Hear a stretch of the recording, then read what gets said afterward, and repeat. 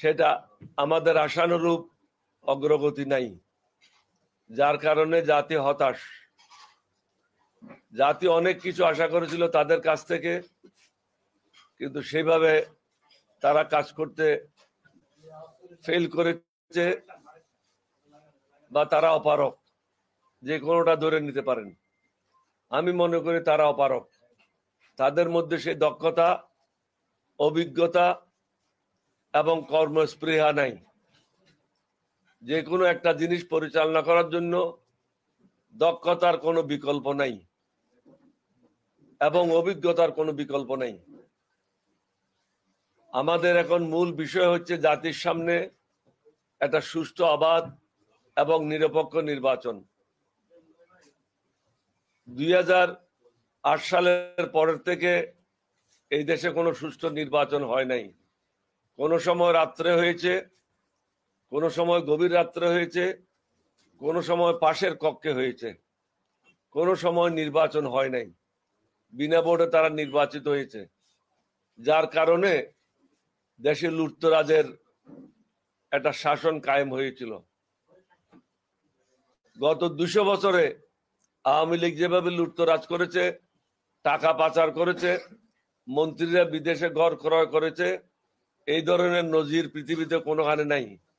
আপনারা দেখেছেন একজন মন্ত্রী কয়েকশো ঘর বাড়ির মালিক, এবং এই যাবৎ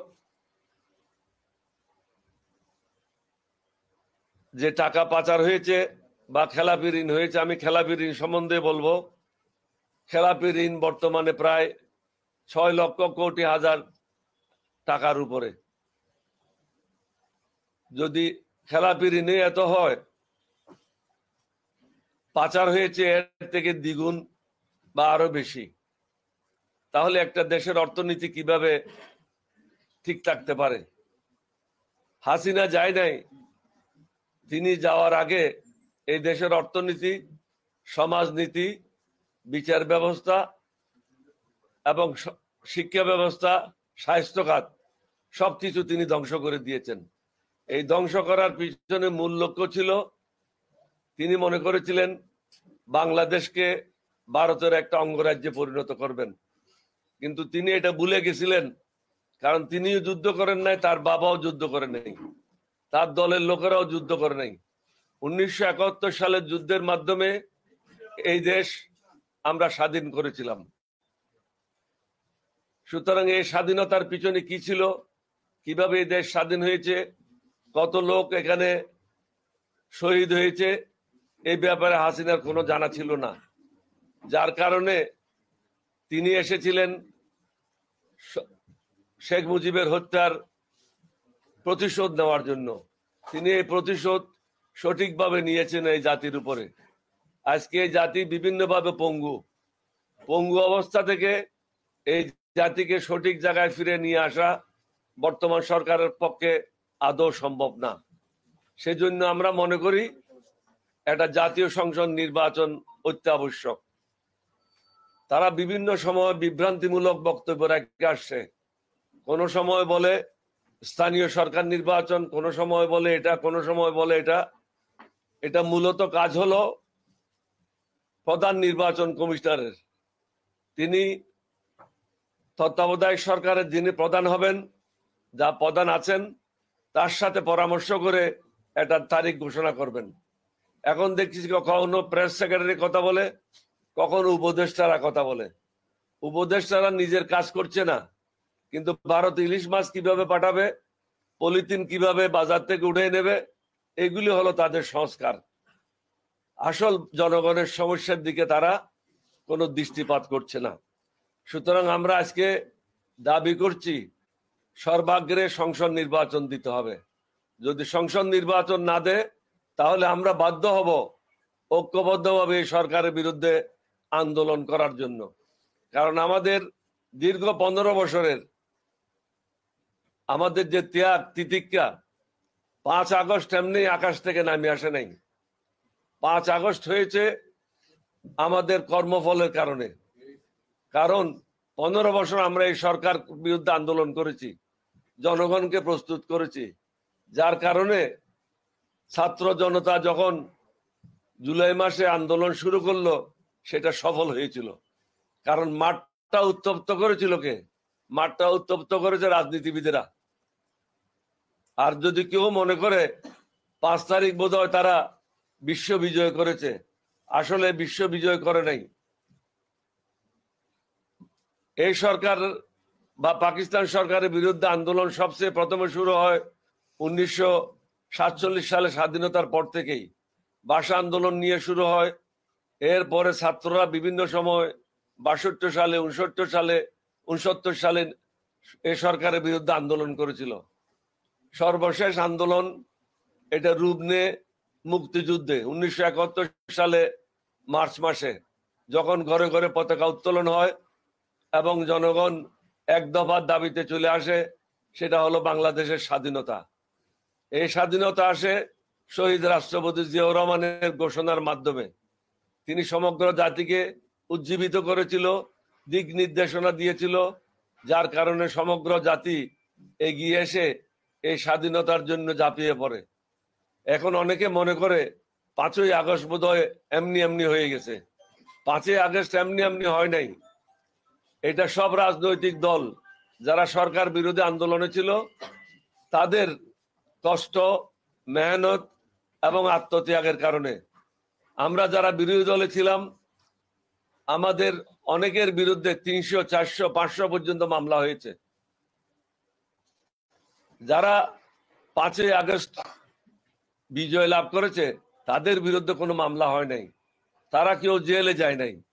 কিন্তু রাজনীতিবিদেরা অনেকেই জেলে গিয়েছিল, অনেকের শাস্তি হয়েছে, অনেকের ব্যবসা বাণিজ্য ধ্বংস হয়েছে, অনেকে সর্বশান্ত হয়েছে।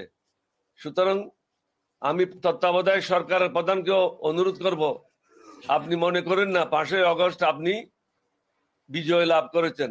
এই বিজয় এসেছে দীর্ঘদিনের আমাদের শ্রমের কারণে। সুতরাং আমাদের এখন দাবি হলো সর্বাগ্রে জাতীয় সংসদ নির্বাচন। জাতীয় সংসদ নির্বাচনের পর আমরাই সিদ্ধান্ত নেব, যারা নির্বাচিত হবে তারাই সিদ্ধান্ত নেবে স্থানীয় সরকারের নির্বাচনগুলি কখন কিভাবে হবে।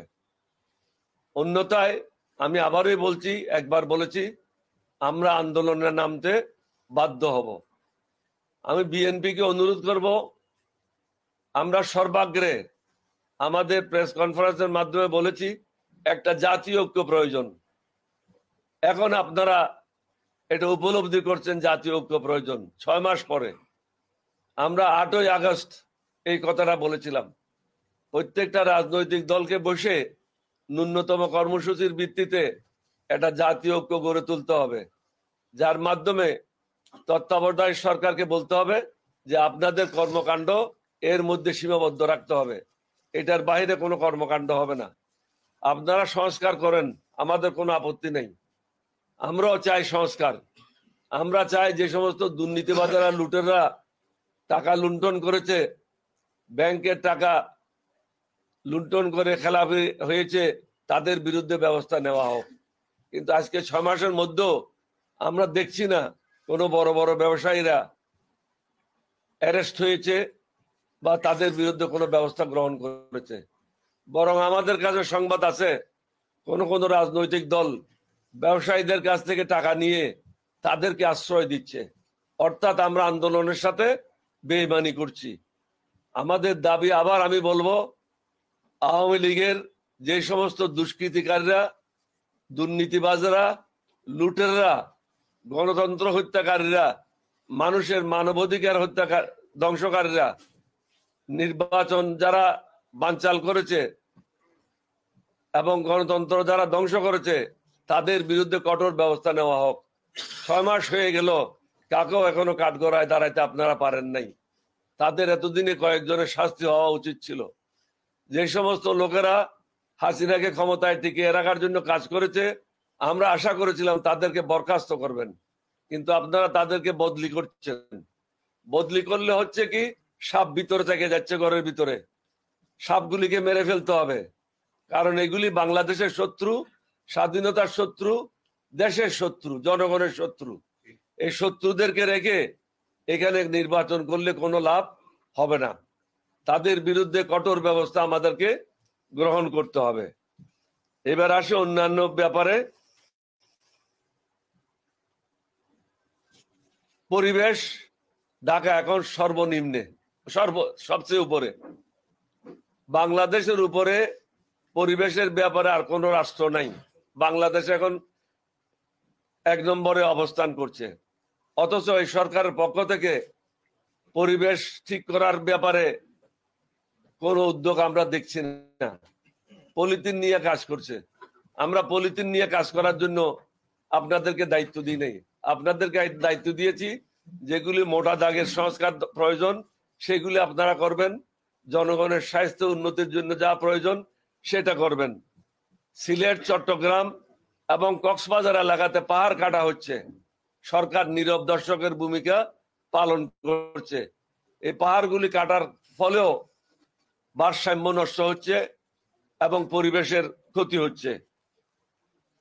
পাচার করা অর্থ সম্বন্ধে আমি আগেই বলেছি, পাচার করা অর্থ আজকে 6 মাস হয়ে গেল, তাদের কাছে উদ্ধার করার কোনো ব্যবস্থা আমরা দেখছি না। যাদেরকে আপনারা জেলে নিয়েছেন তারা জামাই আদরে মুরগি খেয়ে দিন কাটাচ্ছে এবং তাদের মোবাইল টেলিফোনের মাধ্যমে 1-2 ঘন্টা কথা বলে হাসিনার সাথে তারা যোগাযোগ করছে। পৃথিবীর বিভিন্ন জায়গায় আওয়ামী লীগের যারা সন্ত্রাসী আছে তাদের সাথে যোগাযোগ করছে, যার কারণে প্রত্যেক দিন বিভিন্ন জায়গায় কর্মসূচি আওয়ামী লীগ পালন করছে। পক্ষান্তরে এগুলো আওয়ামী লীগের কর্মসূচি, নাম দেওয়া হচ্ছে অন্যান্য দলের। কখনো সচিবালয়ে আগুন, কখনো এখানে মারামারি, কখনো ওখানে হত্যাকাণ্ড, কখনো কারো গলা কাটা হচ্ছে। এগুলির পিছনে হচ্ছে সব শেখ হাসিনা এবং তার লোটা বাহিনী। লোটা বাহিনীর বিরুদ্ধে আমরা বহুবার বলেছি আপনারা তাদেরকে বরখাস্ত করেন। বদলি করা কোনো সমাধান নয়, তাদেরকে অবসর দেওয়া কোনো সমাধান নয়।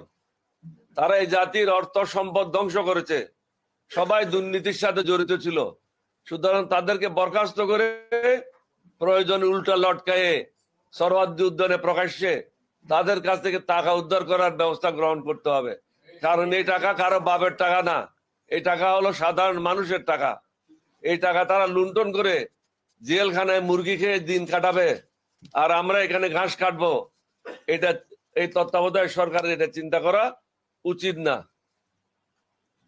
আপনারা এটাও দেখেছেন রাস্তায় প্রত্যেক দিন নির্মম হত্যাকাণ্ড ঘটছে, এই হত্যাকাণ্ড থামছে না এবং ছিনতাই রাহাজানি রাস্তায় বহুগুণ বেড়ে গেছে। মাদক দ্রব্যের ব্যবসা প্রসার লাভ করছে। মাদক বন্ধ করার কোনো ব্যবস্থা এই সরকার দৃশ্যত করে নাই।